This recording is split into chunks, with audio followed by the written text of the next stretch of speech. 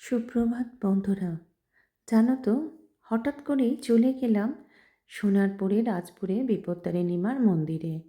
এক দিদি বললেন যে বিপত্তারিণী মাকে স্মরণ করো, তোমাকে সমস্ত কিছু বিপদ থেকে রক্ষা করবেন। সত্যি তাই, আমি একটি কারণে করেছিলাম। তো যাই হোক, মা সত্যি আছেন। আর ভগবানে যারা বিশ্বাস করেন, ভরসা রাখেন, আস্থা, তাদের বলবো ভগবান সত্যিই আছে। শুধু তাকে মন দিয়ে তোমাকে স্মরণ করতে হবে, ডাকতে হবে, নিশ্চয়ই মা সাড়া দেন। তো মন্দিরটির মায়ের রূপ দেখে আমি তো একেবারে মুগ্ধ হয়ে গেলাম।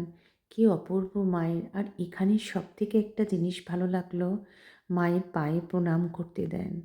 সত্যি মায়ের পায়ে প্রণাম করে আমার এত ভালো লাগলো যে কি বলবো। আর এটি মা দুর্গার মূর্তি।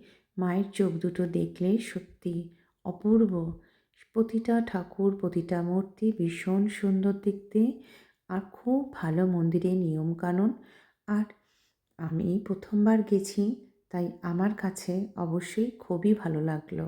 যারা মন্দিরের কাছাকাছি থাকো তারা তো যাওই, কিন্তু বন্ধুদের বলবো যারা দূরে থাকো, কখনো এদিকে আসলে তারা দর্শন করো, তোমাদেরও খুব ভালো লাগবে।